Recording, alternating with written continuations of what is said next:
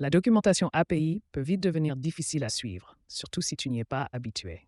Et disons que tu construis un workflow dans un outil d'automatisation, alors très probablement à un moment donné, tu vas utiliser une API externe. Et je sais qu'il existe beaucoup de communautés. No, mais le problème, c'est qu'ils prennent parfois du retard. Et si quelque chose change alors tu dois attendre qu'ils mettent aussi à jour le nœud communautaire, et ainsi de suite. Et la solution est en fait assez simple, car si tu regardes le nœud HTTP, alors tu peux voir que tu peux aussi importer une commande curl. Et si tu es un peu perdu et que tu ne sais pas quoi remplir ici pour la méthode, l'URL, l'authentification, surtout pour la partie envoi du corps, car ça peut devenir assez complexe si tu n'as pas l'habitude de travailler avec des API. Dans cette vidéo, je vais te montrer une astuce rapide pour en tirer le meilleur parti, sans trop connaître l'API elle-même. Et tu n'as pas non plus besoin de fouiller dans leur documentation. Et par là, je parle de l'interface de test. La plupart des API proposent un playground et aussi un bouton pour obtenir la commande curl. Parfois c'est caché, mais la plupart du temps, on le trouve très facilement. Prenons par exemple le mot-clé Data Endpoint et imaginons que je veuille l'utiliser.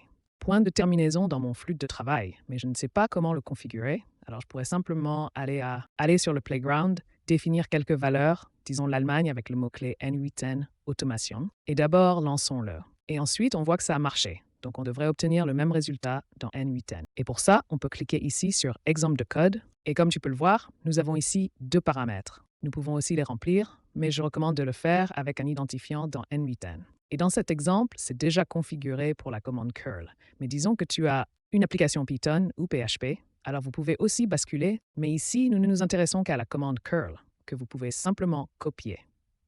Puis retourne au workflow, clique sur Importer la commande curl, colle-la, et voilà, c'est fini. Comme vous le voyez, nous avons déjà la bonne méthode et le bon point de terminaison pour l'authentification. Je vois beaucoup de workflows où les gens saisissent simplement des informations sensibles comme des tokens, des clés API et ainsi de suite dans les entêtes. Mais ici, je recommande toujours d'aller dans Authentification, puis Type d'identifiant générique. Ici, c'est une authentification basique par header que j'ai déjà configuré pour Data4CO. J'ai aussi un tuto pour ça, c'est vraiment simple. Et maintenant, si on l'exécute, on devrait obtenir le même résultat. Alors, lançons-le. Et comme tu peux le voir, c'était vraiment rapide. Et j'ai déjà configuré mon nœud HTTP pour récupérer les données de Data4CO. Bien sûr, si tu veux que ce soit dynamique, il faut alors définir ici l'expression, puis récupérer les données du nœud précédent ou de l'endroit où elles sont stockées. Mais tu n'as pas besoin de chercher dans la documentation quel est le point de terminaison. À quoi ressemble la charge utile? Et au total, cela fera gagner beaucoup de temps si tu dois travailler avec des API encore et encore. Et pour vous donner plus d'exemples de ce à quoi cela pourrait ressembler en tant que, par exemple, voici le playground de Serper, une API qui permet d'abord de récupérer les résultats SERP, mais aussi de crawler. Et ils offrent la même chose. Donc si je veux utiliser l'API de Serper, je peux simplement copier cette partie.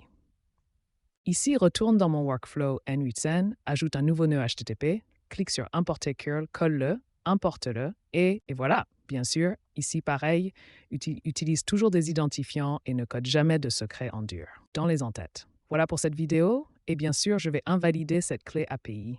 Donc, ne perdez donc pas votre temps à essayer d'obtenir des données avec cette clé. Sur ce, je dirais qu'on se retrouve dans la prochaine vidéo, et si tu veux une vidéo spécifique pour une API particulière, alors fais-le moi savoir, et à bientôt.